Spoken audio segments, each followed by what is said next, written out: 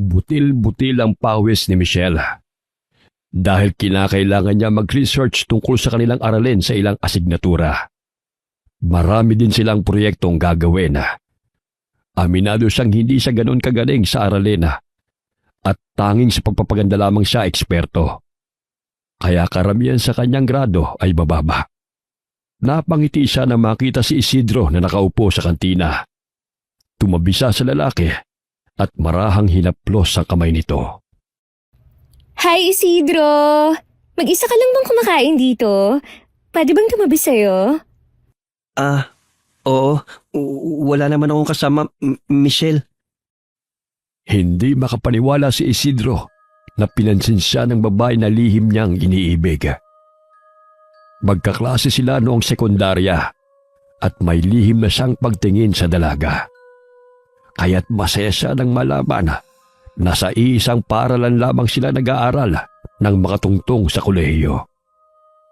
Napaawang ang kanyang bibig nang hawakan ng dalaga ang kanyang kamay. Kumusta ka Isidro? Gusto mo bang lumabas tayo? Talaga, Michelle? Hindi mo na ako iniiwasan? Pagpasensyahan mo na kung iniiwasan kita nun ha. Busy lang talaga eh.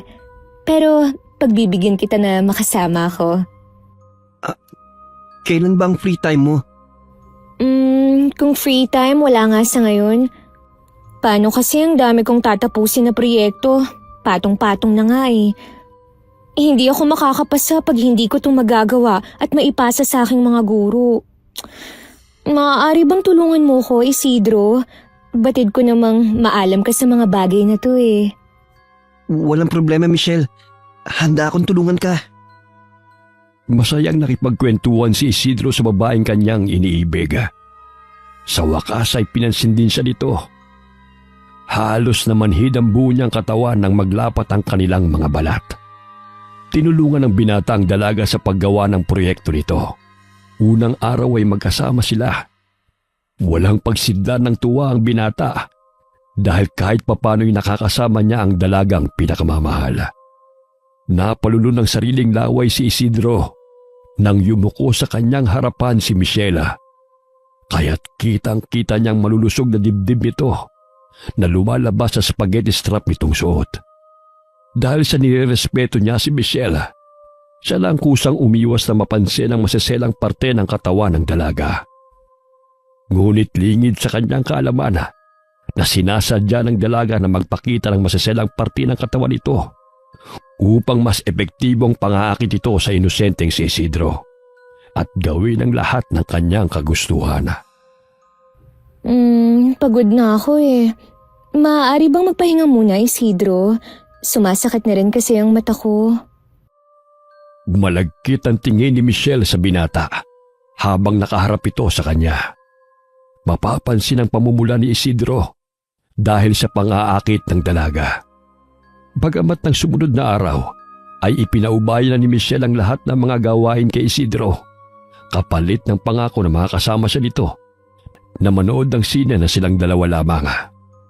Hindi alintana ni Isidro ang hirap habang pinagsasabay ang kanyang aralin sa mga ipinagagawa sa kanya ng babaeng pinakamamahal. Kahit nagtatrabaho siya sa gabi, habang nag-aaral naman sa umaga, ay nagagawa pa rin niyang balansehin ang kanyang oras. 2:00 na madaling araw palaging natutulog si Isidro. Bagamat kinakaya niya ang lahat sa pagnanais na makasama si Michelle. Yun ang pinangahawakan niya, nakayanin ang lahat ng hirap upang mapalapit sa dalaga. Humahangos na sinalubong ni Isidro si Michelle sa hallway upang ibigay ang folder na naglalaman ng piniresearch nito. Magandang araw, Michelle. Ito na pala yung pinagagawa mo. Pasensya ka na dahil ngayon ko lang ito natapos. Tinanggap ni Michelle ang folder na ibinigay ng binata. Namangha siya dahil sa husay at napakapulido ng mga nilalaman ng nakasulat doon. Maraming salamat Isidro pero 2 pa lang to eh. May 3 pa akong gagawin. Isusunod ko na lamang yon. 1 linggo pa naman ang ibinigay na palugit sa'yo, di ba? Kaya pa nating tapusin yun. Maaari bang ikaw na ang gumawa nun, Isidro? Nahihilo kasi ako at sumasakit ang ulot mga mata ko sa kakatutok sa computer. Sige, ibibigay ko na lamang ulit sa'yo. Wala nang nagawa ang binata. Kahit ang pinag-usapan nila ng dalaga ay tutulungan lamang niya ito. Subalit sa kanya pa inasa ang lahat ng gawain. Napabuntong hininga na lamang ang binata na magpaalam si Michelle sa kanya dahil may importante pa itong gagawin. Yun din ang dahilan kung bakit palagi siyang kinakausap ng babae. Kahit papano ay nasisilayan niya ang magandang mukha ni Michelle at masaya na siya roon. Masalampak na napaupo si Michelle sa silya katabi ni Karen. Kinuha niya ang alkohol sa kanyang baga at halos maubos na ang isang bote sa kakaspray niya sa buo niyang katawan. Kulang na lang ipaligo mo yung alkohol Nangangati kasi ako sa tuwing lumalapit yung Isidro na yan sa akin. Nakakadiri ang malalaki niyang tigyawat. Baka mahawa pa ako. Sino bang nagsabi sa'yo na lapitan mong taong yun? At saka, mabait si Isidro kahit ganun ang mukha niya. Mabait na sa mabait. Kung hindi lang kailangan hindi talaga ako lalapit sa pangit na yun. Huwag mong sabihin na sa kanya mo ipinagawa lahat ng project sa subjects natin. Ganda ang puhunan ko, girl. Kaya ayan, walang kahirap-hirap. Hindi nasasabog ang utak ko sa mga projects na yan. Gusto namang gawin ng mokong kaya hayaan mo siya. Baliw ka talaga. Kawawan naman si Isidro. At dapat ikaw ang gumawa nun dahil mga aralin at proyekto mo yun Tumahimik ka nga riyan. Inggit ka lang kasi walang may gumagawa para sa'yo. Inirapan ng dalaga ang pinsana habang abala sa paglalagay ng pulang lipstick sa kanyang bibig. Kahit na inaantok may tinapos pa rin ni Isidro ang lahat ng proyekto ni Michelle. Nang sa ganun ay makasama na niya ang babae na laman ng kanyang puso. Walang araw na hindi niya iniisip ang dalaga. Kaya't masilayan at makausap lamang ito ay labis ang galak na kanyang nadarama. Kinaumagahan ay masaya niyang iniabot ang folder kay Michelle. Sa wakas ay magkakaroon na siya ng pagkakataon na makasama ito sa sinihan. Salamat muli, Isidro Mabuti na lamang may isang kagaya mo. Kung hindi, bagsak na naman ako sa klase. Walang anuman, Michelle. Para sa'yo lahat ay gagawin ko. May gagawin ka ba sa linggo? Day off ko kasi kaya yayayaan sana kita manood ng sine. Sa linggo, may lakad kasi kami ni Karen May part-time job kami kay Tia. Ha? Part-time job? Wala naman Siniko ni Michelle ang pinsan at pinandilatan ito ng mata. Nakuha naman kaagad ni Karen ang ibig sabihin ni Michelle, kaya't napasulyap na lamang siya sa binata. Naaawa siya kay Isidro sapagkat ginagamit lamang ito ng pinsana upang mapadali ang aralin nito. Agad na tinilikuran ni Michelle ang binata at tinungo ang kinaroroonan ng mga kaibigan. Ilang linggo ang lumipas na hindi pinapansin ni Michelle ang binata. Palagi niyang dinadahilan na may lakad sila ng barkada. Nakalimutan na nito ang pangako kay Isidro matapos na gawin ng binata ang lahat ng kanyang kailangan. Napansin ni Isidro na mag-isang naglalakad sa hallway si Karen kung kaya't nilapitan niya ito. Bahagya siyang napangiti sa babae at nahihiyang nagtanong. Magandang araw, Karen. Bakit hindi mo kasama si Michelle? Hi! Kasi may sinat siya Masama raw ang pakiramdam niya. Ganun ba? Kung maaari, ikumusta mo na lamang ako sa kanya. Ito palang bulaklak. Pakibigay mo lang sa kanya. Pagpasensya mo na yun Pero hindi mo na kailangan na gawin ang lahat ng pinapagawa niya sa'yo. Lalo na yung mga projects at aralin niya. Ayan tuloy, ikaw ang nahirapan. At saka, umasa ka sa sinabi niya sa'yo. Ayos lang yun. Busy lang siya siguro. Darating din ang araw na makakapag-usap din uli kami. Sige, pakibigay mo na lamang sa kanya yung bulaklak ha. Awa at pagkamangha ang nararamdaman ni Karen sa binata. Sa kabila ng hindi kagandahan itong itsura, ay may puso naman itong busilak. Ngunit inaabuso lamang ng taong hindi marunong magpahalaga sa kanyang mga ginawa. Pagdating ng bahay ni Karen, ay agad niyang tinungo ang silid ng pinsana at ibinigay ang bulaklak na nanggaling kay Isidro. Ito palang bulaklak pinapabigay ni Isidro. Kamusta ng pakiramdam mo? Ilayo mo nga sa akin yan. Nandidiri ako. At isa pa, hindi ako interesado sa mga bagay na nanggaling sa kanya. Hindi interesado. Pero sa kanya mo naman pinagawa lahat ng mga kailangan mo sa klase upang makapasa ka. Umasa ang tao sa pangako mo na manonood kayo ng sine pagkatapos niyang gawin ang mga yun. Pwede ba wag mo akong pangunahan? Kasalanan niya yon kasi mabilis siyang mauto. Sino naman ang sasama sa kanya sa ganung itsura? Ikaw na lang kaya? Alisin mo yung bulaklak sa harapan ko. Nabibwisit ako. Napatayo si Isidro sa kanyang kinauupuan nang matanaw si Michelle na naglalakad mula sa grupo ng mga kababaihan. Bahagya siyang napangiti at marahang napabuntong hiningang kinuha ang bulaklak sa kanyang tabi. Maayos ang pananamit ng binata sa puting polo at pantalon nitong suot. Dumagdag pa ang nakapumada niyang buhok na napakalinis tignan. Magandang umaga, Michelle. Mabuti nakita kita ngayon. Kumusta lang pakiramdam mo? Bulaklak pala para sa'yo. Ay, salamat Isidro ha. Pero kasi malayo pa naman ang kaarawan ko para bigyan mo ng bulaklak. Gusto ko lang sanang ibigay to kahit na hindi mo pa kaarawan. Napakaganda mo kasi. Yeah, I know. Maganda talaga ako. Ngunit, hindi mo naman kailangang mag-abala pa. Hindi ko naman kailangan ng bulaklak na yan. Allergic kasi ako eh. Pasensya ka na Isidro ah. Maaari mo bang ilayo ang sunflower na yan? Ang sakit kasi sa ilong. Sige ha, mauna na ako. May pupuntahan pa kami. Gusto pa sanang kausapin ng binata ang babaeng iniibig. Subalit kagad na siyang tinalikuran nito. Naririnig pa niya ang tawanan ng mga kaibigan ni Michelle. Napapalingon pa ang mga ito sa kanyang kinaroroonan. Pasalampak na napaupo si Isidro at pailing-iling na napatingin na lamang sa sunflower na gusto niyang ibigay sa dalaga. 3 taon nang naniligaw si Isidro kay Michelle. Subalit hindi man lamang siya nito kinakausap ng maayos. Masaya na siya sa tuwing nilalapitan siya ng babae at nakikisuyo na gawin niya ang ibang proyekto ng dalaga. Batid niyang hindi siya gusto ni Michelle noon pa man. Subalit hindi siya nawawala ng pag-asa na balang araw ay mauhulog ang loob nito sa kanya. Animoy napipiko na si Michelle sa kantyawan ng kanyang mga kaibigan. Tigilan niyo nga ako. Hindi ako magkakagusto sa lalaking yun. Sarat ang ilong at halos wala ng espasyo ang mukha sa mga tigyawat niya. Ew, nakakadiri.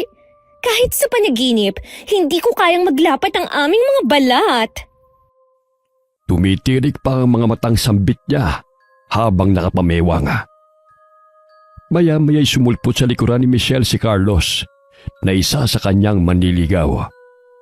May ibinigay rin itong bulaklak at masayang tinanggap niya yun. Akala ko ba allergic ka sa mga bulaklak? Bakit panisinghot mo ng rosas na yan? Siyempre, kung galing ba naman sa pogi eh. Drama lang ang allergic na yun. Allergic kasi ako sa pagmumukha ng pangit na lalaking yun. Pwede ba hinaan mo yung boses mo sakaling marinig pa tayo? Nakipagkwentuhan si Michelle kay Carlos. Ilang sandali nagpaalam ang lalaki nang may tumawag sa kanyang cellphone. Hindi na ito makasasabay sa dalaga pauwi dahil may lakad silang magkakaibigan. Napatingin si Karen sa pinsan na masayang tinatanaw ang manliligaw palayo sa kanilang kinaroroonan. Sa kakapili mo, baka si Isidro pa ang makatuluyan mo. Abay, sobrang imposible yan. Sa ganda kong to, papato lang sa isang engot na yun? Naisip ko lang, umiikot ang mundo girl. Baka sa kakataboy mo kay Isidro, siya pa pala makakatuluyan mo. Itiko mo nga ang bibig mo kung wala kang sasabihing maganda. Ikaw na lang kaya ang magpaligaw sa Isidro na yun. Total, awang-awa ka sa pangit na mokong na yun. Kakainis. Hinirapan ni Michelle ang pinsana at patuloy na sinisingkot ang rosas na ibinigay ni Carlos. Ilang sandali na padaan si Isidro sa kanilang kinaroroonan. Michelle, akala ko ba'y allergic ka sa mga bulaklak, kaya hindi mo tinanggap ang binigay ko. Nakikita mo ba to? Rosas to. At isa pa, pwede bang layuan mo na ako, Isidro? Nakakaumay ang pagmumukha mo eh. Pasensya ka na, Michelle. Sa susunod, rosas na ibibigay ko sa'yo. Wag na! Ang gusto ko, layuan mo ko. Ayoko sa'yo.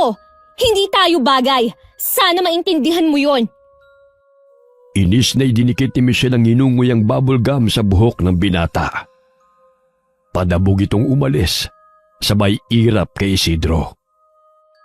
Pagpasensya mo na yun, Isidro ha. Dati ko pang sinasabing ayaw niya sa'yo eh. Ikaw lang to nagpupumilit na mapansin niya. Isa pa, wala na kasi siyang kailangan eh. Nagawa mo ng proyekto na kailangan niya. Kaya ayan, sinungitan ka na. Ilang beses ko na rin sinabihan ng pinsan kong yan. Pero ang arte at may pagka-spoiled kasi eh. Sige Isidro, mauna na ako ah. Mag-ingat ka pa uwi. Mapaklang napangiti na lamang si Isidro kay Karen. Magpinsan ang dalawa, ngunit ang layo ng ugali nila sa isa't isa.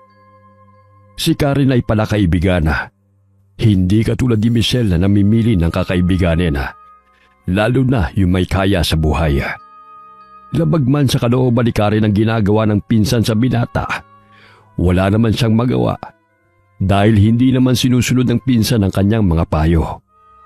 Lalo na't pinapaaral lamang siya ng mga magulang nito, kaya ayaw niyang panghimasukan ang desisyon ni Michelle.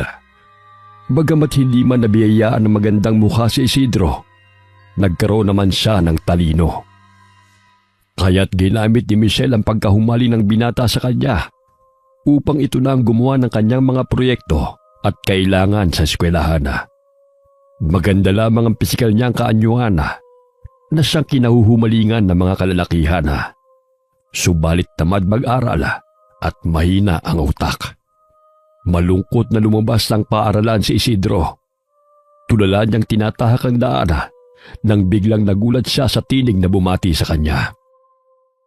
Oh, Isidro, bakit parang buhat-buhat mong daigdig? Wala po. Pagod lang po ako. Pagod? O di ka pinansin ang babaeng mahal mo? Kamakailan lang sabi ka ikwento sa akin na kinakausap ka ng Michelle na yun. Nasaan ay sinasabi mo may pag-asa ka sa kanya? Yun nga rin po ang buong akala ko Ginamit lang pala ako para magawa ko yung proyekto niya upang makapasa sa mga subjects niya. Ganun siguro kapag mahal mong tao, nabubulag at nagiging bingga sa katotohanan kahit na ginagamit ka lang para sa pansariling interes. Ay nako, tignan mo, saka huhumaling mo sa babaeng yan. Di mo napansin ang bubblegum na dumikit sa buhok mo. Ayan tuloy, nasira ang ayos na ayos mong buhok. Siya pong naglagay niya, Mang Loloy. Sinabi niya sa akin na ayaw niya sa mga pangit na katulad ko. Wala na talaga akong pag-asa pa. Kinuha ni Mang Loloy ang dumikit na bubblegum sa buhok ng kaibigan. Awang-awa siya sa binata nang marinig ang pagkasawi nito sa pag-ibig. Isang mabuting estudyante si Isidro. Nag-aaral siya sa umaga at waiter naman sa gabi sa isang restaurant. Dahil sa kanyang kasipagan, ay natutustusan niya ang pangangailangan ng kanyang dalawang nakababatang kapatid. Sa murang isipan ay ulila na silang magkakapatid. Nakilala niya si Mang Loloy na tindero ng fishball sa labas ng kanilang paaralan. Naging malapit sila sa isa't isa at itinuring niyang ama ang naturang lalaki. Hindi nagkaroon ng anak si Mang Loloy at ang asawa nitong si Aling Daisy. Kaya kahit papano ay masaya ang Ginoo sa tuwing kausap niya si Isidro. Sige po, Mang Loloy. May trabaho pa po ako mamaya Ito po palang bulaklak. Ibigay niyo na lamang po sa asawa niyo. Tiyak na magiging masaya po siya. Ay, salamat. Sige, mag-ingat ka ha. Natitiyak kong kikiligin ang misis ko kapag natanggap niya ito. Kahit papano'y napangiti ang binata sa sinabi ni Mang Loloy. May pagkakomedyante rin ang Ginoo na siyang nagustuhan ni Isidro sa ugali ng kaibigan. Lingid sa kaalaman ni Isidro, na inilagay ni Mang Loloy ang bubble gum sa plastik at itinago sa maliit na kahon.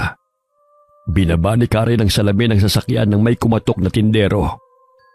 Napaismid naman si Michelle at matalim na nakatingin sa lalaki. Neng, baka gusto niyong bumili ng fishball at kwek-kwek. Nako, masarap to. Sa iba ka na lang magbenta. Baka malason pa ako sa ibinibenta mo eh. Hindi ako kumakain ng pagkain tulad niyan. Nakakadiri. Walang lason to, Neng. Masarap lang. Ang nakakalason ay may masasamang pananalita. Dulot ang matabila-dila. Ako po, Manong, ang bibili. Magkano po ba yan? Paborito ko po kasi yung fishball eh. Keep the change na lang po. Agad ay binigay ni Mang Loloy ang fishball kay Karen na may ngiti. Sapagkat 100 ang ibinigay ng dalaga, kahit 20 lamang yun. Bagamat lihim siyang nainis sa babaeng kasama nito. Agad na pinaandar ng driver ang sasakyan matapos na sinabihan siya ni Karen. Nakasisiguro ka bang ligtas ang pagkain na yan? Naku, sa itsura pa lang ng tinderong yun eh. Nakakatakot na. Uy, suki kaya ako ni Mang Loloy. Mabait yun. At palaging nasa labas ng paaralan siya nakapwesto. Marangal ang trabaho ng tao. Whatever. Basta I don't like that kind of food. Ew! Di ko naman ibibigay sa'yo to, no? Alam kong napakaselan mo sa lahat ng bagay. Bago matulog ay walang pinapalipas na araw si Michelle na linisin ang kanyang katawan. Lalo na ang maglagay ng mga pampaganda. Ayaw niyang malamangan siya ng kanyang mga kaibigan, kaya't pinapanatili niya ang ganda ng kanyang balat at mukha. 2 beses sa isang buwan siya bumibisita sa klinika ng kanyang tiyahin na isang dermatologist. Uy, baka matunaw na yung mukha mo sa kakakuskus ng astringent. Hinay-hinay lang, Mitch. Ay nako, ayoko kasing lumalapit ang Isidro na yan.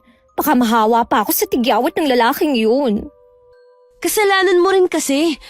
Umasa yung tao na sasagutin mo siya matapos mong ipagawa sa kanyang lahat ng aralin mo. Ilang taong nagtiis yun sa'yo. Naririnig mo ba ang sinasabi mo?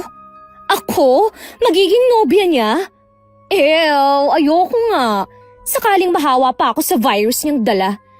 Hindi nga marunong maglinis ng mukha kaya puro tigyawat na lang ang nakikita. Maliban sa malaluyan niyang ilong. Ew. Uy, grabe ka naman makapinta sa tao. Kahit ganun yun, matalino siya. Kaya nga pinapagawa mo sa kanyang hindi mo kaya, di ba? Yun lang ang silbi niya. Utu-utu naman kasi. Hayaan mo siya. Wala akong pakialam sa kanya. Napapailing na lamang si Karen sa naririnig mula sa sinasabi ng pinsana.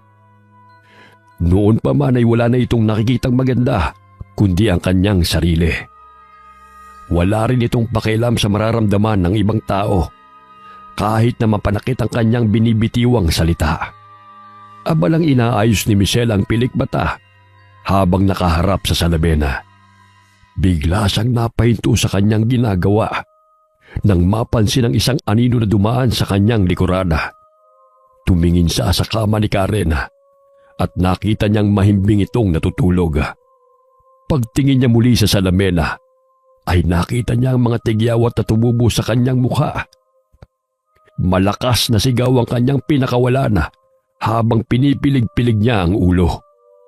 Narinig ni Karen ang malakas na sigaw ng pinsana, kaya't bumangon siya at tinungo ang silid nito. Mitch! Gising! Mitch! Biglang napabalikwas ng bangon si Michelle nang iminulat niya ang kanyang mga mata. Palinga-linga siya sa kanyang kwarto at agad na tinungo ang salamena. Ay, masamang panaginip lang pala. Minabangungot na tuloy ako dahil sa tigyawat ng mokong na yun. Mukhang napapanaginipan mo si Isidro Che, hindi no. Dahil sa kanya na panaginipan kong nasira ang maganda kong mukha. May sumpa talagang dalang mukha ng lalaking yan. Bumalik sa kama si Michelle at hinahaplos ang kanyang pisngi upang siguraduhin na hindi nasira ang kanyang mukha.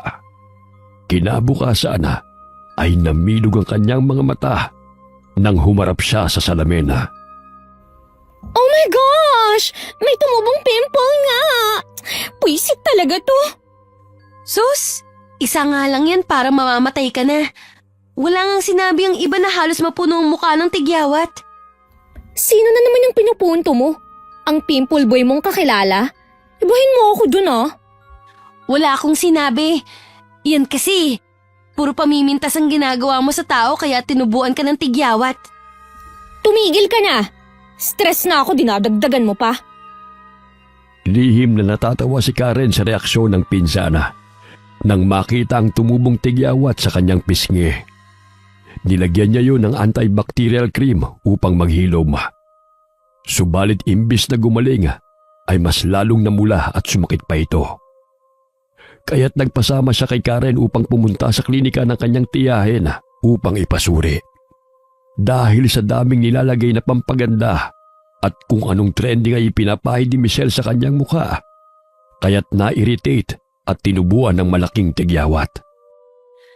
Narinig mo bang sinabi ni Tia sa'yo? Hindi lahat ng hiyang sa mukha ng iba, pwede rin sa balat mo. Iyan tuloy ang nangyari. Imbes na gumanda ka, na-infection tuloy ang tigyawat mo. Tumahimik ka nga. Hindi pwedeng makita to ng mga kaibigan natin. Tsak na pagtatawanan ako ng mga yun. Yan lang, parang ang laki-laki na kagad ng problema mo. Gagaling din yan pag magandang lumalabas sa bibig mo. Nakakasiguro ako dun. Inis na napasulyap si Michelle sa pinsana. Napapangiti na lamang si Karen dahil sa hindi mapakali si Michelle sa nangyari sa kanyang mukha. Isang buwan nang lumipas, sinagot ni Michelle ang manliligaw niyang si Carlos. Halos madurog ang puso ni Isidro nang makita niyang magkasama ang dalawa habang magkahawak ang kamay. Napayuko siya na mapadaan ang mga ito sa hallway kung saan siya naroon. Ipinagmamalaki ni Michelle sa kanyang mga kaibigan ang pogi niyang nobyo. Maging siya'y taas noong lumalakad nang manumbalik ang kanyang makinis na mukha. Ipinagmamalaki rin siya ni Carlos sa mga kaibigan nito dahil sa kagandahan niyang taglay. Napapailing na lamang si Isidro sapagkat napaka-imposible naman talagang magustuhan siya ni Michelle, lalo na may nobyo na ang dalaga. Araw-araw na siyang hinahatid ni Carlos sa kanilang bahay. Mabuti na lamang at gumaling na ang pesting tigyawat na yun. Ay, nagdulot yun ng malaking stress sa akin. Kaya nanambalik na naman yung pagkapintasera mo. Kasi maganda ka na ulit sa tingin mo. Anong pintasera? Kasalanan ko bang maganda ako at pangit lang talaga siya? Kawawa naman yung kaklase natin na pinahiya mo dahil ayaw mo siyang tumabi sa'yo. Ang daming upuan sa akin patatabi. Mamaya mahawa ako sa magaspang niyang balat at butas-butas niyang mukha. Huwag kang ganyan. Sige ka, mamaya sa panlalait mo babalik sa'yo ang lahat ng sinasabi mo. Che, hindi mangyayari yun dahil alagang-alaga ako, no? Sayang naman ang pagpapaganda ko kung tatabi lang sa akin ay mga pangit. Basta sinasabi ko sa'yo, hinay-hinay lang sa panlalait. Isinilid ni Mang Loloy ang bubble gum na may nakadikit pang hibla ng buhok ni Isidro sa garapona. Inilagay niya yun sa altara na may nakasinding itim at pulang kandila. May isinulat siya sa papel at agad na sinunog yun. Inilagay niya ang abo sa garapona kasama ng bubble gum. Napasulyap siya sa asawang nakahiga sa kawayang papaga na mahimbing na natutulog. Matagal nang baldado ang asawang si Aling Daisy. Buhat na ma-stroke ito habang sila'y nagtitinda sa gilid ng kalsada. Kaya't madalas na lamang itong napipirme sa bahay. Mas minabuti ni Mang Loloy na magtrabaho kahit siya'y may katandaan upang matustusan ang gamot ng asawa. Lumapit siya sa tabi ng asawa at hinaplos ang mukha nito. Gagawin ko lamang ito upang iparana sa mga taong walang modo kung paano laitin ang ibang tao. Ipararamdam ko rin sa kanyang kalupitan ang kanyang kawalang hiyaan. Ilang sandali nagising ang ginanga. Napatitig lamang si Aling Daisy sa asawa. Gustuhin man niyang magsalita, ngunit walang kataga ang kumakawala sa kanyang bibig. Dahil naparalisa ang kanyang katawan, hirap na siyang gumalaw. Abala si Michelle sa pag-aayos ng kanyang pilikmata Nang biglang may mapansin na dumaan na anino sa kanyang likurana, kinabahan siya sapagkat wala namang tao maliban sa kanilang dalawa ni Karen. Maya-maya'y lumabas ng banyo si Karen, kung kaya't napabuntong hininga si Michelle at biglang humarap sa pinsana. Hindi ka pa ba tapos mag-ayos? Baka mahuli ka na sa pagdiriwang. Sandali na lang to. Biglang namilog ang mga mata ni Michelle nang malagas ang kanyang mga pilikmata habang ito'y kanyang inaayos. Nanginginig ang kanyang mga kamaya habang pinapakita nito kay Karen. Sis, tingnan mo. Nalagas ang aking mga pilikmata. Ano nang gagawin ko? Ang pangit tingnan. Hala, baka nasobran sa mga gamot na nilalagay mo para mag-curl yan. Hindi, dati ko pa to ginagawa. Pero ngayon lang to nagkaganito. Paano ba to? Wala na tayong oras upang pumunta ng klinika. Eh di, huwag ka na lang pumunta sa party. Hindi pwede. Ipapakilala ako ni Carlos sa pamilya niya. Hindi pwedeng pangit akong humarap sa kanila. Hanapin mo yung fake eyelashes ko, sis. Dali. Sinunod na lamang ni Karen ang sinabi ng pinsana. Hindi na ito magkanda-ugaga na ayusan ang sarili upang makadalo sa kaarawan ng lola ni Carlos. Kahit papano ay nagawa niya ng paraan upang maging kaaya-ayang tignan sa peke nitong pilikmata. Ilang sandali pa'y narinig nila ang busina ng sasakyan. Batid nilang dumating na si Carlos sa labas ng kanilang bahay upang sunduin si Michelle. Aalis na ako. Bukas ko na po problemahin ang pilikmata ko. Ang importante, maganda pa rin ako sa kanilang paningin. Tumango na lamang si Karen sa tugon ng pinsana at sinamahan palabas ng bahay. Masaya itong sumakay ng kotse ng kasintahan. Napatigil sa pagngiti si Michelle nang mapansin sa salamin ng kotse ang anino sa kanyang tabi. Subalit wala namang tawang naroon ng kanyang lingunina. Kinurap-kurap niya ang kanyang mga mata at bahagyang kinabahan. Napansin ni Carlos na hindi siya mapakali kung kaya't tinanong siya nito. Oh, bakit ngayon ka pa kinabahan? Akala ko ba'y sabi kang ipakilala kita sa pamilya ko? Ayos lang naman ako. Siguro'y hindi lamang ako makapaniwala na gusto akong makita ng mga magulang mo. Tugon ng dalaga. Ngunit tila tumatayo ang mga balahibo ni Michelle sa hindi may paliwanag na kadahilanan. Nangangati na rin ang kanyang mga mata. Ngunit hindi niya magawang kusutin dahil masisira ang kanyang peking pilikmata. Habang dinaraos ang pagdiriwang ay pilit nilalabanan ni Michelle ang masamang pakiramdam. Humahapdi ang talukap ng kanyang mga mata kung kaya't agad niyang tinungo ang banyo. Tinignan niya sa salamin ang kanyang mukha. Napansin niya na nag-uumpisa ng mamula at mamaga ang kanyang mga mata. Naku, hindi ito maaari. Paano kung mapansin nila ang itsura ko? Sakaling pagtawanan nila ako. Nilagyan niya muli ng pulbo ang mukha upang matabunan ng pamamaga. Inayos niya ang kanyang sarili bago lumabas ng banyo. Nagulat siya nang makita na naroon sa labas na naghihintay si Carlos. Oh, bakit ang tagal mo? Kanina pa kita hinahanap eh. Teka, bakit namamaga yung mata mo? Hindi ko rin alam. Siguro allergy na naman to. Sa tingin mo ba ipapakilala kita sa pamilya ko na ganyan ang itsura mo? Namilog ang mga mata ni Carlos nang matuklap ang pilikmatang inilagay ni Michelle. Tumambad sa kanyang paningin na maging ang totoong pilikmata ng babae ay nalagas. Umuwi ka na muna. Hindi ka maaari magpakita sa mga tao na ganyan ang mukha mo. Tiyak na pagtatawanan ako ng mga yun. Sige, tayo na. Ipapahatid na lang kita kay Manong Driver. Hindi ako maaari mawala sa pagdiriwang, lalo na't narito ang aking mga kaibigan. Lula ng sasakyan ay hinatid ng driver si Michelle pauwi ng kanilang bahay. Ang bigat ng kanyang pakiramdam dahil hindi man lamang siya nagawang ipakilala ng nobyo sa pamilya nito dahil sa kanyang naging kalagayan. Bakit pa kasi nangyari to eh? Kayong importante ang party na yun. Oh, Mitch. Ang aga naman natapos ang party. Huwag mo na akong buwisitin! Padabog na tinungo nito ang kwarto at malakas na sinarado ang pintuan. Humagulgol siya ng iyak nang makita ang magang-maga niyang mga mata. Uminom siya ng gamot upang maibsan ang kirot at pamamagano na. Hinayaan na lamang siya ni Karen at bumalik ito sa paglilinis ng bahay. Kinabukasan ay napansin ni Michelle na wala pa ring pagbabago sa kanyang nararamdaman.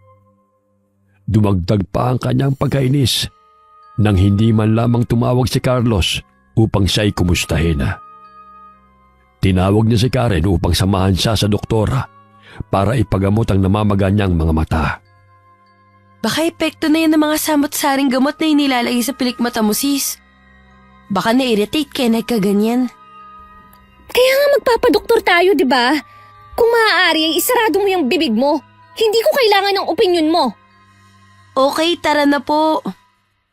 Nagsuot ng itim na salamin si Michelle upang maikubli ang pamamaga ng kanyang mga mata. Bagamat wala pa rin pagbabago sa kanyang ugali, kahit gano'n na ang nangyayari sa kanya. Sinabi ng doktor na marahil nagka-impeksyon ang kanyang mga mata dahil sa samot-saring kemikal na kanyang ginagamit. Paano na po yan, Dok?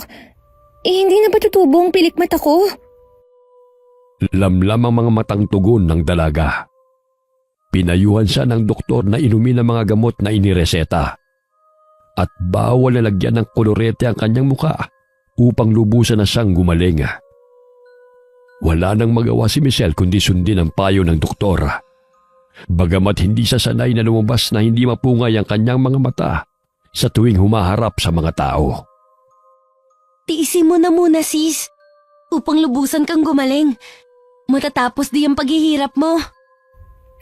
Nasasabi mo lang yan dahil hindi ikaw ang nagkaganito. Ilang araw o linggo pa ang hihintayin ko bago to gumaling at tumubong muli ang mahabang pilikmata ko. Kaya nga, hintayin mo na lang ang araw na yun. Sa ngayon, sundin mo ang payo ng doktor. Pumasok ng paaralan ng nakasalamin si Michelle. Pinagtawanan siya ng kanyang mga kaibigan nang makita ang nangyari sa kanyang mukha. Dumagdag sa kanyang pagkainis nang makita si Carlos, kaya't nilapitan niya ito upang kausapin. Babe, bakit hindi ka man lang sumasagot sa aking mga message at tawag? Busy ako, Michelle. Marami kasi akong ginagawa eh. Oh, diyan ka na. Hinahanap na ako ni na Frank. Sandali, kausapin mo muna ako. May problema ba tayo? Bakit mo ba ako iniiwasan? Mahigpit na hinawakan ni Michelle ang kamay ng kanyang kasintahan. Subalit malakas na hinilayo ni Carlos. Dahilan para mabuwal siya sa kanyang kinatatayuan at mahulog ang salamin na kanyang suot. Hanggang ngayon di pa rin gumagaling ang magang-magang mata mo? Tapos tatanungin mo ako kung bakit hindi kita pinupuntahan? Aba, malay ko kung anong sakit ang dumapo sa'yo. Mahawa pa ako. Ito lang, ayaw mo na kagad sa akin? Allergy lang to, Carlos, at hindi nakakahawang sakit. Kahit anong paliwanag at pakiusap ni Michelle sa kasintahan ay hindi na siya nito pinapakinggan. Tila nandidiri si Carlos sa kanya kung kaya't nilalayuan siya nito. Mabilis na tinungo ni Isidro ang kinaroroonan ni Michelle upang tulungan itong makabangon. Humahagulgol sa iyak si Michelle dahil ayaw siyang kausapin ni Carlos. Inalalayan ni Isidro si Michelle na makatayo. Subalit malakas siyang itinulak nito at binulyawan. Bitiwan mo nga ako! Ikaw ang dahilan kung bakit nagkandaleche-leche ang mukha ko!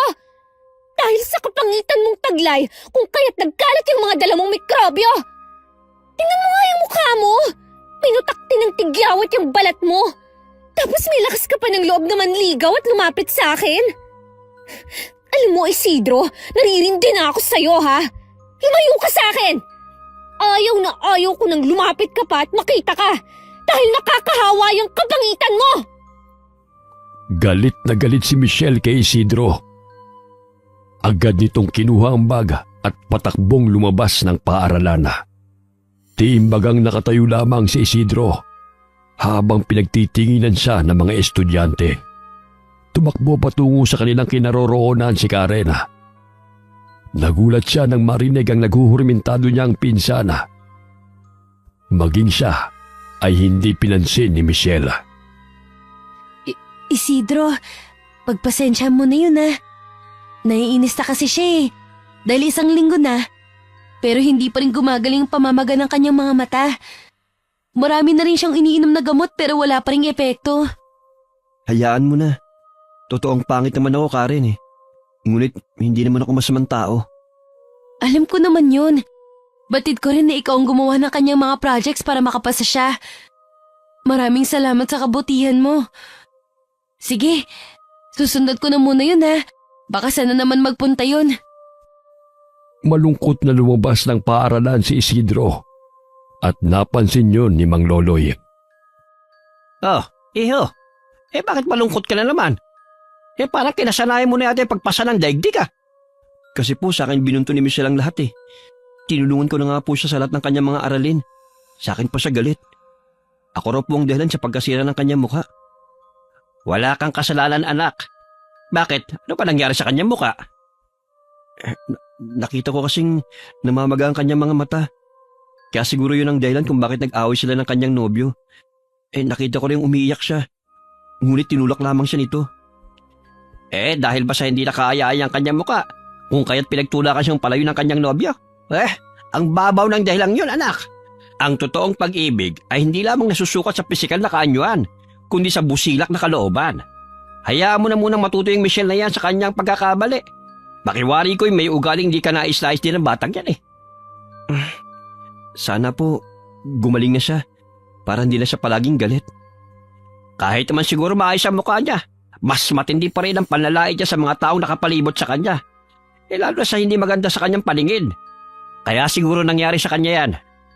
Ipinagdarasal ko na lamang po na hipuin ng may kapal ang kanyang puso upang maging mabuti siyang tao. Samantala, nagsindi ng itim na kandila si Mang Loloy at ipinatak yun sa loob ng garapona. Ipinikit niya ang kanyang mga mata, sabay sambit ng mga kataga. Ang iyong masasamang pananalita at pang-aalipusta sa kapwa ay danasin. Magandang pagmumukha ay balik ta rin. Anumang kumakawala sa iyong bibig ay kusang mararamdaman mo rin. Paulit-ulit na usal ni Mang Loloy. Maya-maya'y sasambitin na naman niya ang mga Latin na kataga. Pinapatay niya ang apoy ng kandila gamit ang 2 daliri imbis na ihipana. Inilapag niya ang garapon sa itim na tela at sa ibabaw nun ay tinatakpan niya ng pulang tela. Hindi pa man nakapanhig ng bahay ay naririnig na ni Karen ang mga kalabog. Kaya dali-dali siyang tumakbo upang pumasok ng bahay at puntahan ang silid ng kanyang pinsana. Pagbukas niya ng pintuan ay nadatnan niya ang nagkalat na mga gamit nito sa sahig. Basag ang malaking salamin nito sa aparador. Bukod doon ay namilog ang mga mata ni Karen nang makitang tinubuan ng mga butlig sa kaliwang pisngi si Michelle. Maging siya ay hindi na alam kung ano ang nangyayari sa pinsana. Puisit! Puisit na taong yan! Puisit na mukhang ta! Kung hindi dahil sa nangyayaring to sa akin, hindi sana hindi ako hiniwalayan ni Carlos. Siguro, may sumpat kamalasang dalang pangit na Isidro na yan. Tingnan mo ang mukha ko. Nagiging katulad na ng pangit niyang mukha. Hindi, sis. Siguro allergic ka lang talaga sa huli mong nagamit na cream. Bukas ipasuri natin yan. Tapos ano? Hindi man lang umiepekto ang mga gamot. Nakakasawa na ang magmukhang pangit sa mata ng mga tao. Ayoko ng mukhang to. Siguro, may pagkademonyo yung Isidro na yan, kaya nangyari to sa akin. Huwag mo namang sisihin ng tao. Wala siyang ginawang masama kundi ang tulungan ka. Nanlilisik ang mga mata ng dalaga habang binubulyawan ang pinsan at pinapalabas ito ng kwarto. Sinunod na lamang ni Karen ang kagustuhan ni Michelle. Agad na dinampot ng dalaga ang telepono at may tinawagan sa kabilang linya. Napatigil siya sa pagsasalita nang may mapansin na taong nagkukubli sa likod ng kurtina. Marahang tumayo si Michelle. Mabilis niyang hinawi ang kurtina upang makita kung sino ang naroon. Kinabahan siya dahil wala namang tao. Nakaramdam siya ng panlalamig sa buo niyang katawan at tumindig ang kanyang mga balahibo. Napaatras siya dahil palakas ng palakas ang kabog ng kanyang dibdib. Ilang sandali pa'y bigla na namang nagpakita sa kanya ang itim na anino. Nandilat ang kanyang mga mata. Nang tumambad sa kanyang paningin, ang lumulutang na itim na anino sa ere at wala itong muka. Malakas siyang sumigaw kung kaya't bumalik muli si Karen sa kanyang silid. Maging ang katulong nilang si Susana ay tumakbo patungo sa kanyang kinaroroonan. Takot na itinuro ni Michelle ang kanyang nakita. Subalit walang nakita sina Susan at Karen. Magpahinga ka na lang muna. Pagod lang yan.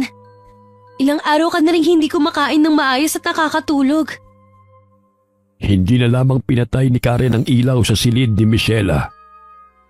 Nilinis nila ni Susan ang mga basag na salamin at mga gamit na nagkalat sa sahig. Sinamahan niya si Michelle hanggang sa makatulog ang pinsana. 11:00 ng gabi, umuuwi si Isidro galing restaurant. Habang naglalakad, ay nagulat siya nang hablutin siya ng 3 lalaki at paulit-ulit na binugbog. Anong kasalanan ko sa inyo? Wala akong pera! Kaya pakawalan niyo na ako! Kahit anong pakiusap niya sa 3 lalaki, ay hindi pa rin tumitigil ang mga ito sa pambubugbog sa binata. Ilang sandali pa'y may narinig silang pumito na gwardya, kung kaya't binitiwan nila si Isidro at agad na sumakay ng motorsiklo. Iniwan nila si Isidro na duguan at namimilipit sa sakit. Agad na tumawag ng ambulansya ang gwardya upang madala si Isidro sa ospital. Punong-puno ng dugo ang mukha ng binata, dulot ng natamo nitong pinsala. Nadurog ang buto niya sa ilong, kung kaya't kinakailangang operahan. Nawala ng malay si Isidro dahil sa labis na naramdamang sakit. Mabuti na lamang ay nakita ng gwardya ang ginawa sa kanya ng mga kalalakihan, kung kaya't hindi siya tinuluyan ng mga ito. Sa tulong ng may-ari ng restaurant na pinagtatrabahuhan ni Isidro, ay naoperahan ng binata.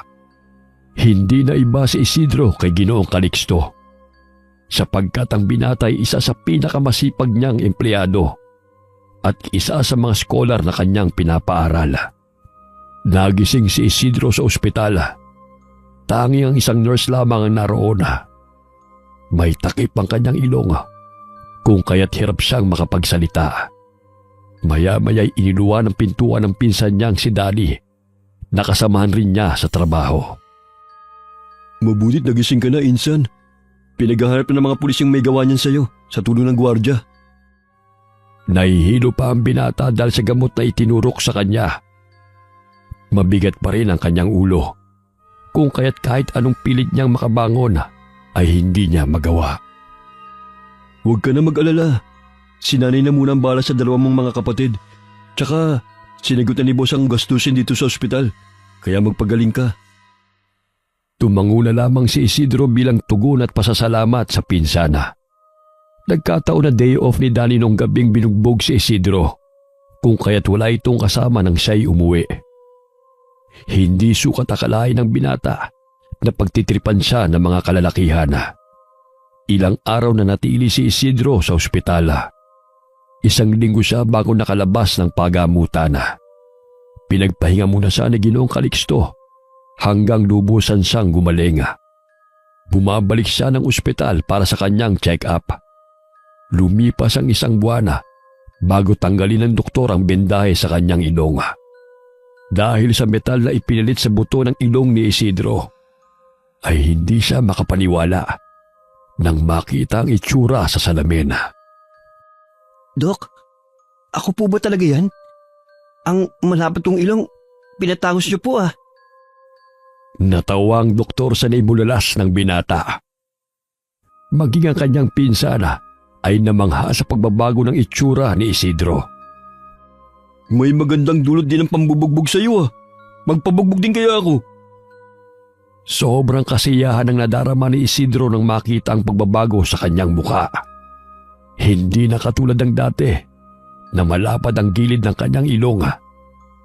Tinanggal ng mga doktor yun kung kaya't umaliwalas ang kanyang mukha. Dulot ng saktong taas lamang ng ilong. Animoy kahawig na siya ng paborito niyang artista na si Vong Navarro.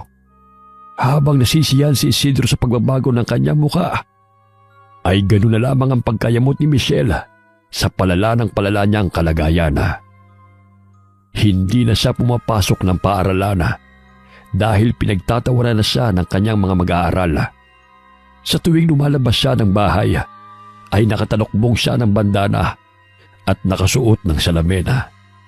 Sinundan niya ang sasakyan ni Carlos upang tukuyin kung saan ito pumupunta.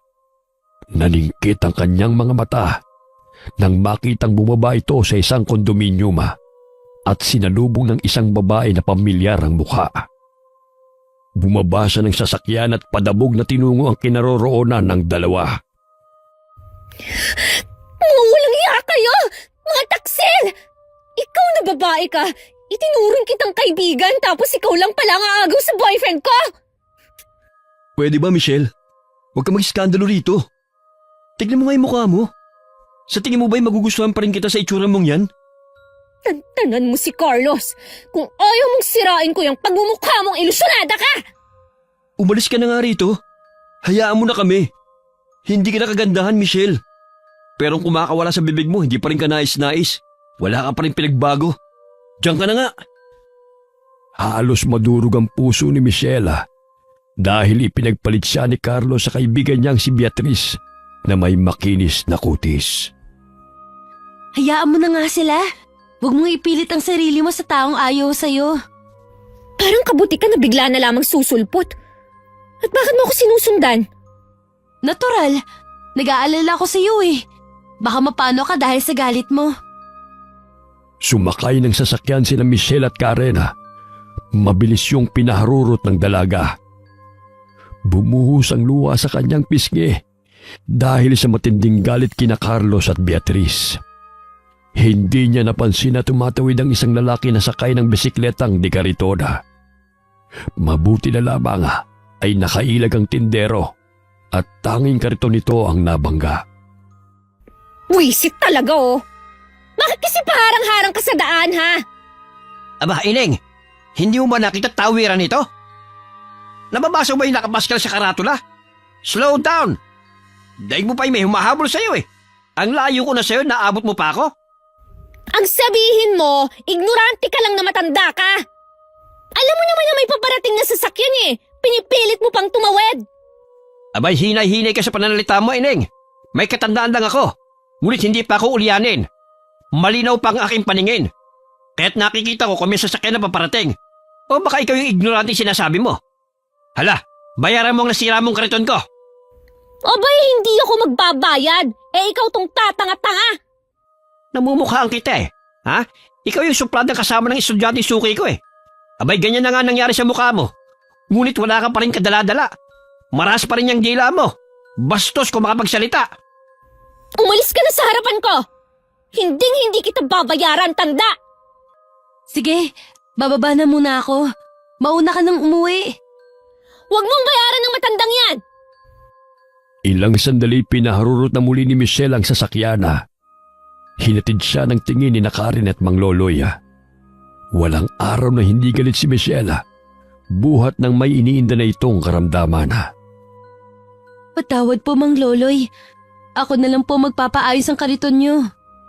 Wala pa rin palang pagbabago sa ugali ng babaeng yan. Maliban sa kanyang mukha. Hay, ilang beses ko nang pinagsabihan yan. Pero matigas talagang ulo eh. Siguro nagkakaganyan siya dahil na rin sa masamang ugali niya. Baka kinulam na nga po siya kaya hindi gumagaling ang mga pantal at butlig niya sa muka. Habang nagkukwentuhan patungo sa talyera, ay nakasalubong ni Karen at Mang Loloy sina Isidro at Danny. Binati ni Isidro ang dalawa, ngunit hindi siya nakilala ng mga ito. Karen, ako to, si Isidro. Ano? Ay grabe siya. Ang laki ng pinagbago ah. Kaya pala hindi kita nakikita sa paaralan. Nagpatangos ka talaga ng ilong? Dahil sa insidente kung bakit tumangos ang ilong ko. Tulad ng kasabihan, hindi lahat ng masasamang bagay na nangyayari sa ating buhay, walang naidudulot na kabutihan. Gaya na lamang nito. Kung di pa nadurog ang ilong ko, hindi ito maaayos. Ah, totoo? Hindi ko alam kung malulungkot ako o magiging masaya sa balita mong yan. Pero gawin na lang nating positive yan para masaya. Abay, hindi kita nakilala anak ka. Ngunit mag-iingat ka pa rin. Lalo na't maraming masasamang nilalang na umaalig lamang sa paligid. Nagbabalat kayo ng maganda. Ngunit sa kaibuturan ng puso ay napakadumi ng pagkatao. Opo. Saan po ba kayo papunta? Samahan ko na po kayo. Ikinuwento ni Karen ang nangyari. Kung kaya't maging si Isidro ay sumama sa talyer upang maipagawa ang nasira nitong karitona. Nadatna ni Karen na sinasabunutan ni Michelle si Susana at ginungudgod ang ulo ng katulong sa batyang may sabon na. Tama na yan! Bakit mo sinasaktan si Susan? Tatanga-tanga eh! Ang tagal-tagal ng katulong ngunit hindi pa rin nagagawa ng tama ang pinapagawa sa kanya. Nadumihan ng paborito kong damit at hindi na matanggal.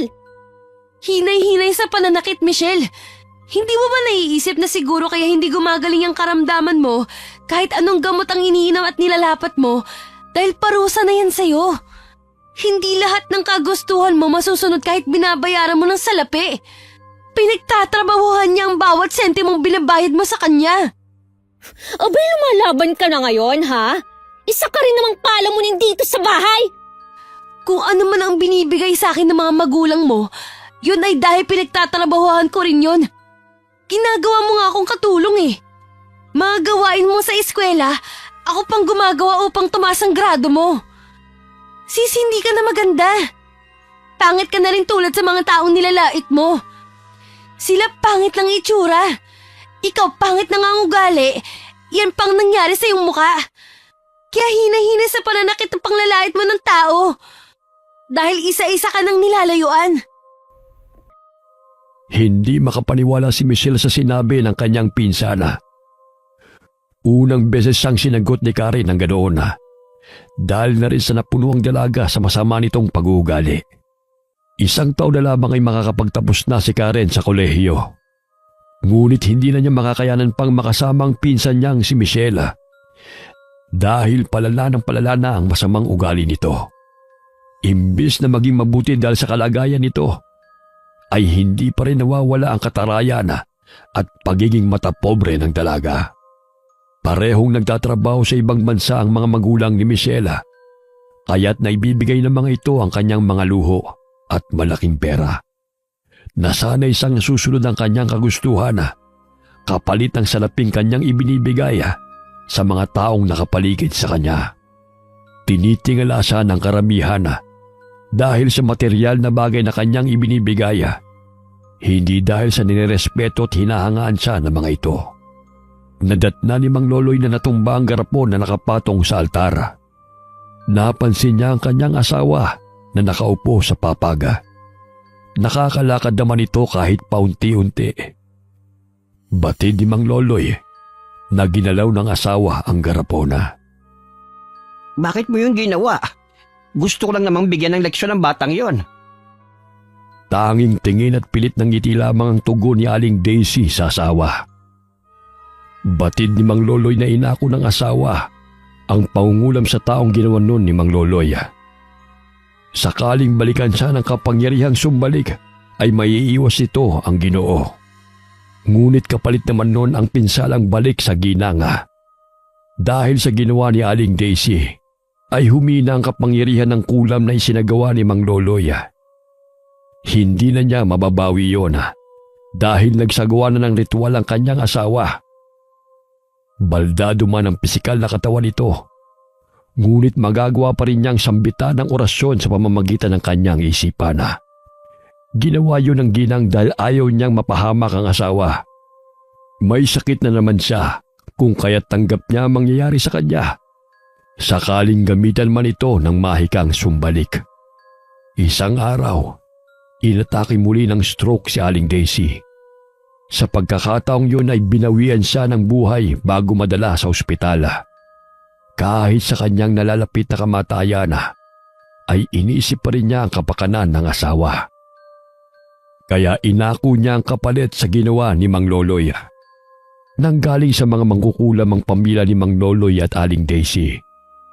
Ngunit minabuti nilang mamuhay ng normal, malayo sa kanilang pamilya, na puro karahasan at mahikang itim ang pinaiiral sa tuwing may taong kagalit.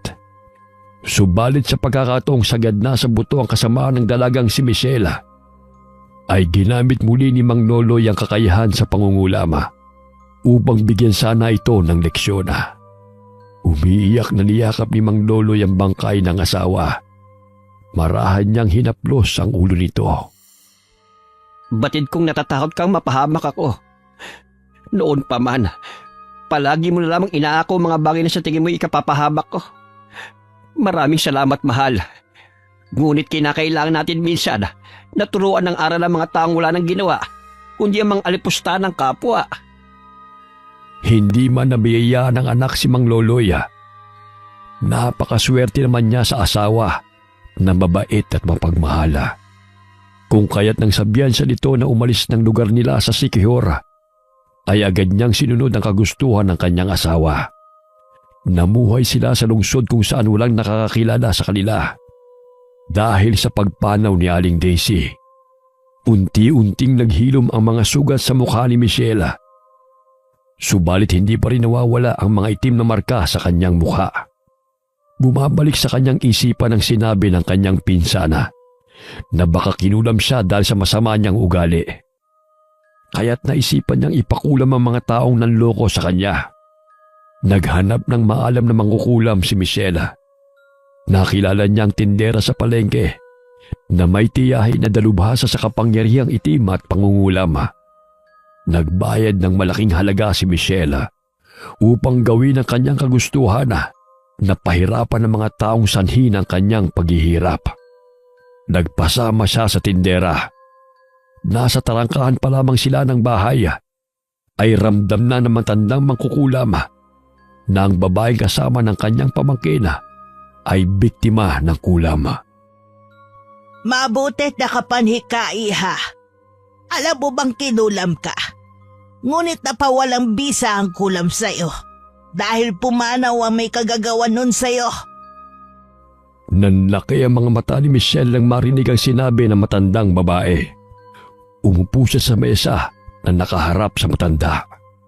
Inilibot niya ang kanyang mga mata at nangilabot siya nang makita ang nakakatakot na mga bagay sa loob ng bahay nito.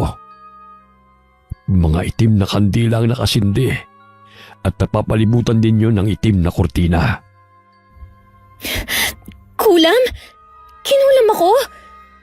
Kaya siguro nangyari to sa akin. Sinong kumulam sa akin, Lola? Yan ay hindi natin malalaman sapagkat wala ng kapangyarihang itim ang bumalot sa'yo. Ramdam ko ang bigat sa iyong puso. Babayaran kita ng malaking halaga. Basta't gawin mo lamang ang aking kagustuhan. Walang problema, iha.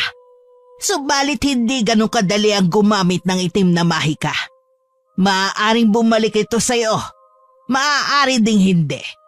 Depende na lamang kung ang taong pinakulam mo ay walang alam sa tinatawag na sumbalik. Ngunit kapag may sumbalik siyang taglay, tsak na babalik sa'yo anuman ang ginawa mo. May nangyari na bang pumunta sa'yo rito na binalikan ng kanilang pinakulam? O ang sumbalik na yan, whatsoever? Masasabi ko 2% lamang sa 100% ang gumagamit ng sumbalik. Karamihan ay walang alam na sila'y pinakulam hanggang sa araw ng kanilang kamatayan. Yun naman pala. Huwag kang mag-alala. Ang mga ipapakulam ko ay mga tatanga-tanga.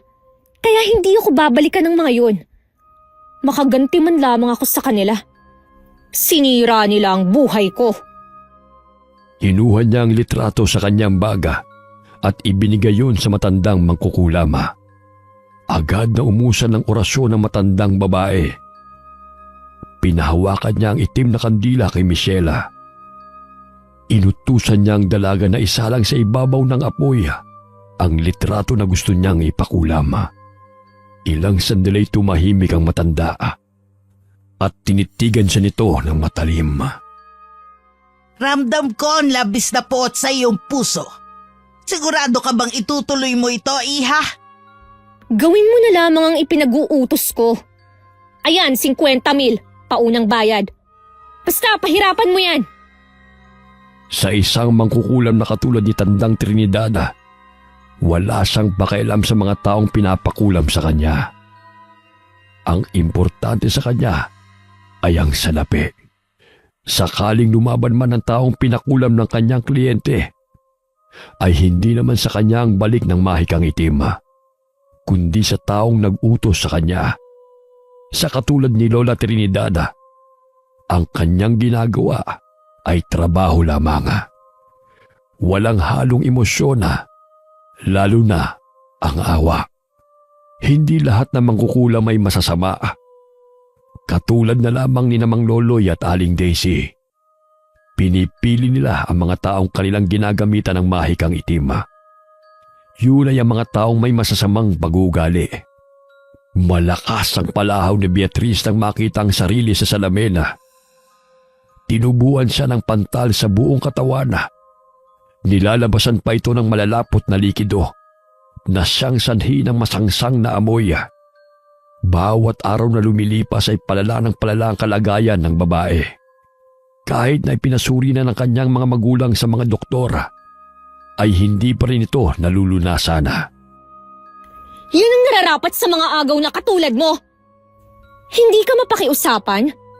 Pwes, idadaan kita sa santong paspasan. Lintik lang ang walang ganti. Pabalik-balik si Michelle sa bahay ng matandang mangkukulam. Siya na mismo ang gumawa ng paraan upang kitilin ang buhay ng dating kaibigan. Kinuha niya ang larawan ni Beatriz at pinatakan ng natutunaw na kandila. Hindi pa nakontento, ay sinunog niya ang larawan hanggang sa maging abo. Yan ang gusto ko sa aking mga kliyente. Matapang. Gustong-gusto mo talagang pumatay. Nakangisi pa ang matanda habang nakaharap kay Michelle. Lumalabas ang itim niyang mga ngipin at nanlilisik ang mga mata na siyang dumagdag sa nakakatakot niyang itsura. Huwag kang mag-alala. Malakas ang kapangyarihang itim na kumapit sa pinakulam mo. Wala na siyang kawala. Halos gumuho ang mundo ng mga magulang ni Beatriz nang makita ang kalunos-lunos na kalagayan ng kanilang anak. Tila isinalang sa apoy ang buong balat nito dahil animoy natusta. Bitak-bitak din ang balat sa ibang parte ng kanyang katawan. Hindi na nakayanan ni Beatriz ang paghihirap, kaya't binawian ito ng buhay. Labis ang tuwa na naramdaman ni Michelle nang mabalitaan ang pagpanaw ng dating kaibigan. Napatunayan niya na napakagaling at epektibong mangkukulam ni Lola Trinidad. Sinagad mo kasi ang pasensya ko eh. Kaya't nararapat lamang na mangyari sa'yo yan. Sinaksak niya ng kutsilyo ang mukha ni Beatriz sa larawan na nakadikit sa dingding. Naisip niyang bisitahin si Carlos at pilitin ang dating kasintahan na makipagbalikan sa kanya. Nagkataon na naroon ang binata sa labas ng bahay at nagmamadali na pumasok ng kotse. Nagulat si Carlos nang biglang may humawak ng kanyang braso. Carlos, maaari ba tayong mag-usap kahit saglit lang? Michelle, anong ginagawa mo rito? Nagmamadali ako. Sa susunod na araw na lang. Patay na si Beatriz. Nabalitaan ko sa mga magulang niya. Sa ospital ang punta mo, di ba? Ano? Wala na si Bea? Paano nangyari yun? Magkausap pa kami ng isang araw. Ang sabi niya, dinala siya sa ospital dahil sa pamamantal niya. Huwag ka nga sinungaling, Michelle. Hindi patay si Bea. Maniwala ka sa akin. Sa ospital ako nanggaling. Kitang-kita ng dalawang mata ko na wala na si Beatriz. Naluluhang sambit ni Michelle habang kausap si Carlos. Napatakip ng mukhang binata gamit ang dalawang palad at humagulgol sa iyak. Nagsalubong ang mga kilay ni Michelle sapagkat labis ang pag-alala at kalungkutan ni Carlos sa nangyari sa dating kaibigan. Samantalang wala itong pakialam sa kanya dati nung siya pa ang kasintahan nito. Gusto mo samahan kita sa ospital? Alam kong hindi mo patanggap na wala na si Bea. Narito naman ako, Carlos, para sa'yo. Pwede ba, Michelle? Dayuan mo muna ako pakiusap. Gusto ko mapag-isa. Pigil ang galit ni Michelle sa binata. Kahit wala ng dating kaibigan, ay ito pa rin ang iniisip ni Carlos. Hindi iniwan ni Michelle si Carlos hanggang sa araw ng libing ni Bea. Sinamahan niya ang dating kasintahan habang nagdadalamhati ito. Sa gayon ay mabaling ang atensyon ni Carlos sa kanya at mahalin siyang muli. Pasensya ka na, Michelle. Nadala lamang ako ng emosyon ko noon. Dahil na rin sa panunokso ng aking mga kaibigan. Ngunit hindi talaga kita lubusang minahal. Niligawan kita noon dahil lamang sa isang pustahan. Patawarin mo ko.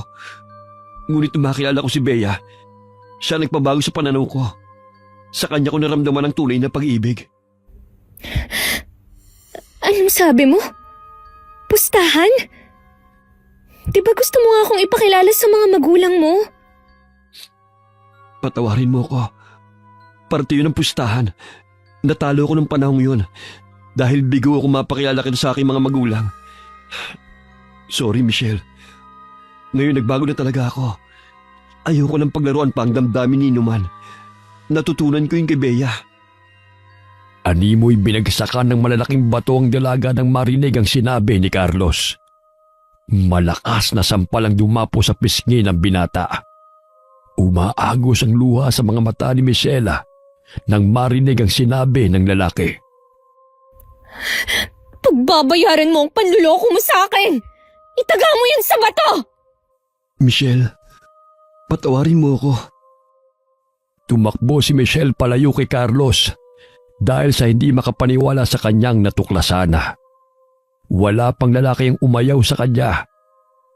Sa dinami-daming lalaking nanliligaw sa kanya, si Carlos pa ang kanyang sinagot. Subalit pinaglaruan lamang pala siya nito. Pinaharurot ni Michelle ang sasakyan patungo sa bahay ni Lola Trinidad. Malayo pa lamang ay naramdaman na ng matandang mangkukulam ang kanyang presensya. Napangisi pa ito nang pumasok siya sa bahay ng matanda. Oh, kumusta, Ineng? Patay na ang unang pinakulam ko. Pahirapan mo rin yan. Kung hindi siya mapapasakin, pues mas mabuti pang magsama na sila ng traidor kong kaibigan sa impyerno. Sigurado ka? Ang gandang lalaki nito, oh. Huwag nang maraming satsat, tanda. Gusto ko, bukas na bukas ay mamamatay na ang lalaking yan. Ayoko nang makita siyang muli. Inilapag niya ang dala niyang pera sa harapan ng matanda. Masaya yung tinanggap ng mangkukulama at ibinigay sa lasinggero nitong anak. Kinuha ng matanda ang maliit na manika at idinikit doon ang litrato na ibinigay ng dalaga sa kanya. Oh, ikaw na ang bahala kung anong gagawin mo sa kanya. Kumithit ng tabako ang matandang mangkukulama at ibinigay yon sa mukha ni Michelle. Halos masuka si Michelle ng malanghapang usok at hininga ng matanda. Ano ba yan? Kung maaari, huwag mo na ulit gawin yan, Lola. Napakabaho ng hininga mo.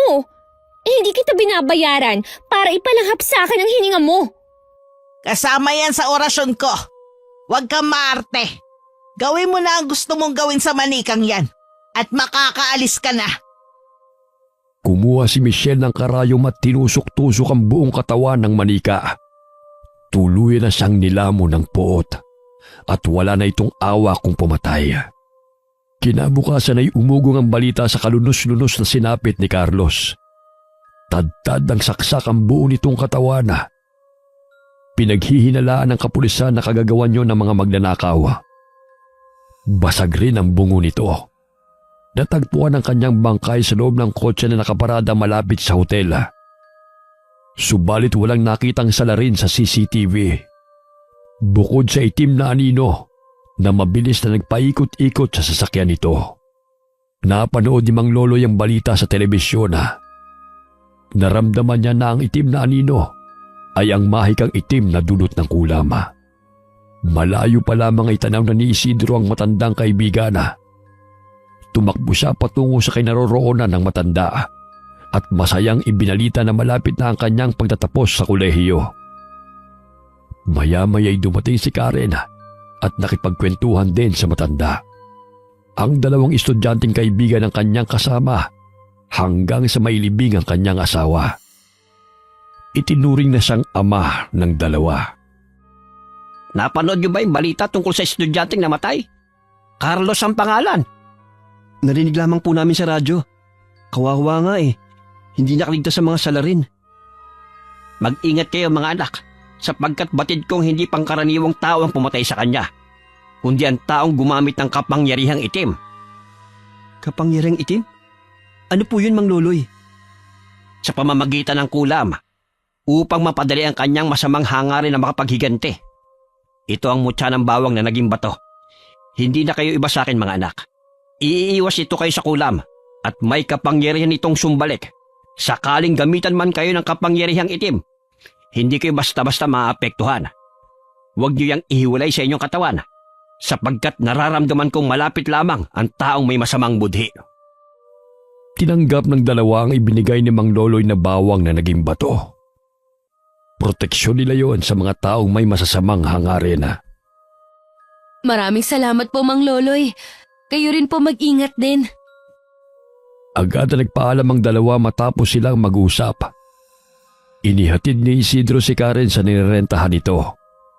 Nagtatrabaho rin ang dalaga sa klinika ng kanyang tiya sa araw na wala itong pasok at nag-aaral din sa umaga. Walang pagsidla ng tuwa sina Isidro at Karen nang sumapit ang kanilang pagtatapos sa kolehiyo. Sa wakas ay nagbunga ang lahat ng kanilang paghihirap. Hindi nila namalaya na naging malapit sila sa isa't isa. Hindi na nahirapan ang dalawa sa paghahanap ng trabaho, sapagkat may trabaho nang naghihintay sa kanila. Si Karen ay ginawang manager ng kanyang tiya sa klinika nito. Samantalang si Isidro ang namahala sa isang branch ng restaurant kung saan siya nagtatrabaho noon. Dahil sa kanyang kasipagan ay pinagkatiwalaan siya ni Ginoong Calixto na kanyang amo. Unti-unting umunlad ang buhay ni Isidro.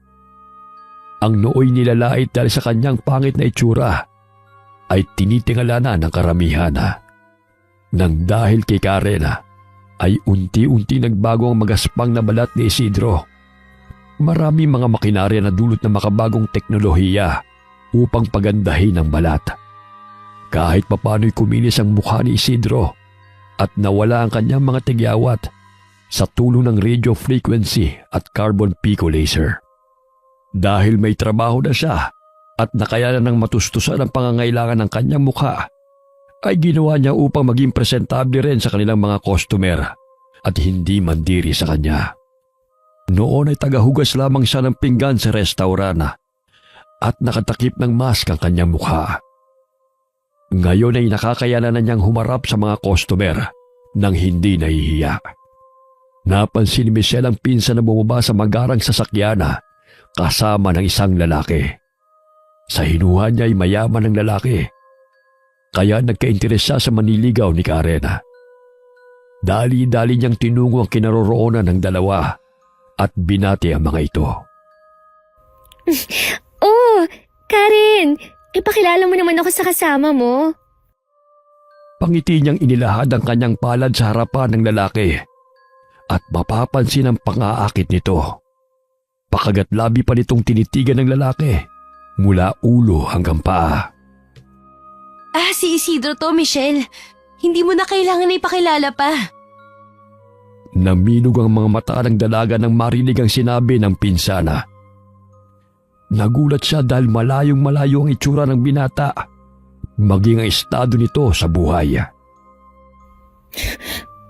Paano nangyari yan? I mean, I can't imagine na magiging malaki ang ipinagbago mo. Sa'yo rin bang magarang sasakyan na yan, Isidro? Tumango na lamang ang binata. Ngunit hindi na niya sinasagot ang lahat ng tanong ng dalaga, sapagkat batid niyang hindi naman ito interesado sa kanya, kundi sa pagbabago ng kanyang buhay.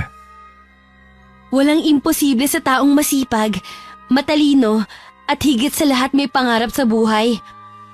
Sige, mauna na kami. May session pa kasi si Isidro eh. He needs to relax, sis. Napawang ng bibig si Michelle sa kanyang nalaman na may namumuna namang plano sa kanyang isipan na inalam niya kung saan nagtatrabaho ang binata at naninirahan na. Kaya araw-araw niyang hinanap sa restaurant ng binata kung saan ito namamahala. Napangiti siya nang makita si Isidro na papasok sa restaurant na. Inayos niya ang umbok ng kanyang dibdib upang akiting muli ang lalaki. Subalit laking pagkainis niya nang tanging binati lamang siya ng binata at hindi man lamang siya nito kinausap. Isidro, alam mo, pwede naman tayong magsimulang muli eh. Nako, hindi ako makapaniwala na ito ka na pala ngayon. Sana bigyan mo ng second chance ang pagkakaibigan natin.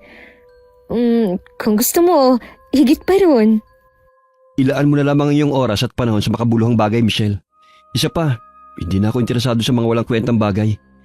Sa dinami-daming pinagdaanan natin, naway may aral tayong natutunan. Sige, marami pa akong gagawin. Have a nice day, ma'am. Hindi makapaniwala si Michelle na inayawan siya ni Isidro.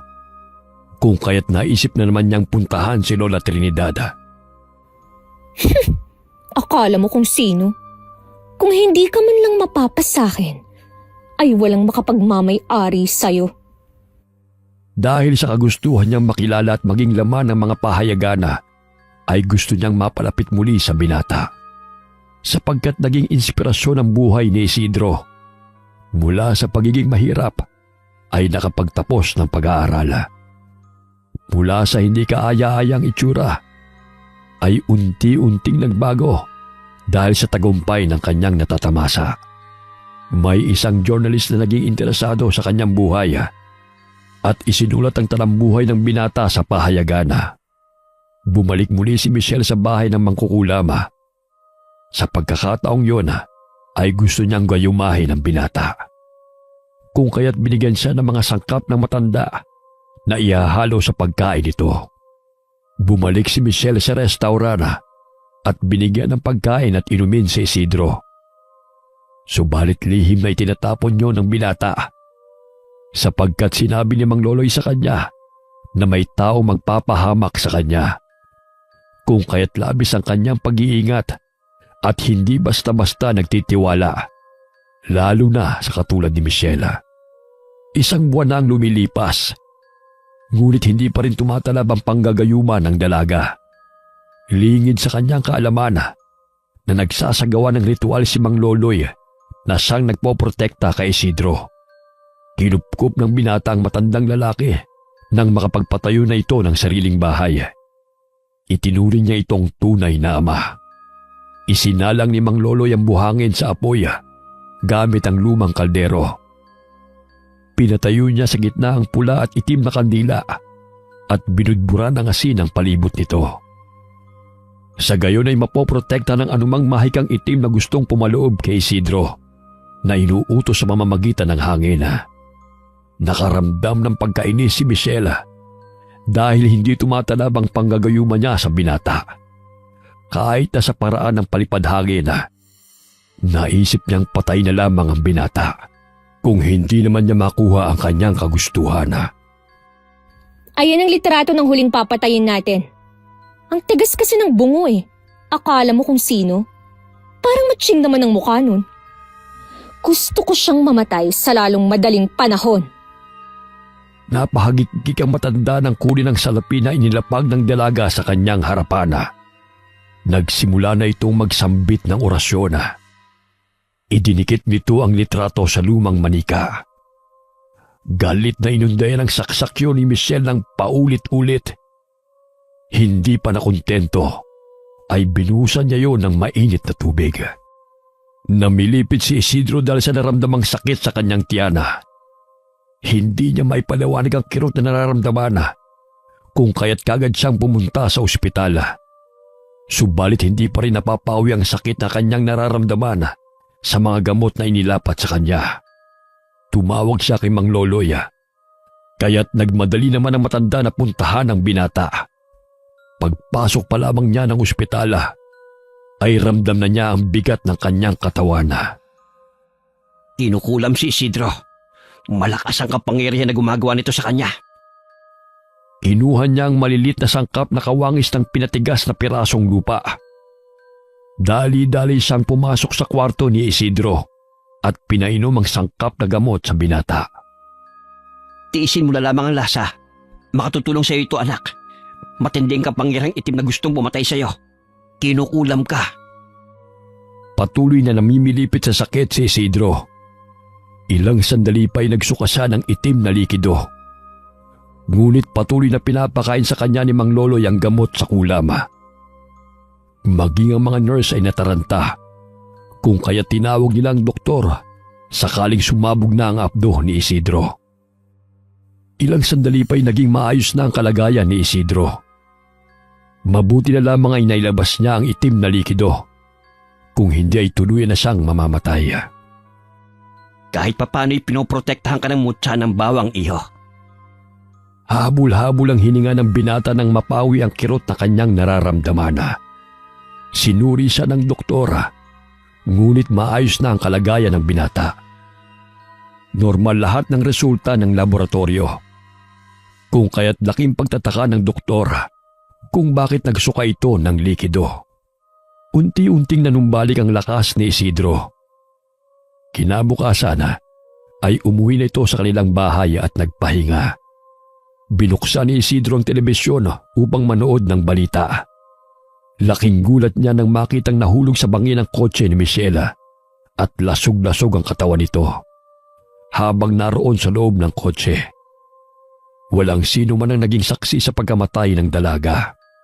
Dahil sa sumbalik na kapangyarihang taglay ng mutya ng bawang at ritual na isinagawa ni Mang Loloy, ay bumalik ang kulam kay Michelle. Maging si Lola Trinidad ay nagkaroon ng malubhang karamdaman. Uminit ang buo niyang katawan. Kahit anong gamot ang inilapat ng mga anak niya, ay hindi pa rin ito nalunasan. 2 araw lamang bago namatay si Michelle, ay namatay din ang matandang mangkukulama. Labis ang pag-aalala ni Karen kay Isidro nang mabalitaan ang nangyari sa binata. Hindi sila makapaniwala sa sinapit ni Michelle. Ramdam ni Mang Loloy na ang naturang babae ang siyang sanhi ng kulama. Lumipas ang panahon at nagkamabutihan sina Isidro at Karen. Umunlad ang kanilang pamumuhay dahil sa kanilang kasipagan at tiyaga. Hindi nasusukat ang kagandahan ng tao sa panlabas na anyo, kundi sa kabutihan ng puso. Sa modernong panahon ngayon, ay wala nang imposible na pagandahin ang sarili dahil sa tulong ng makabagong mga teknolohiya. Ngunit ang kabutihan ng puso at pagkatao ay walang katumbas na halaga at walang sino man ang makapagpapabago nito. Wakas.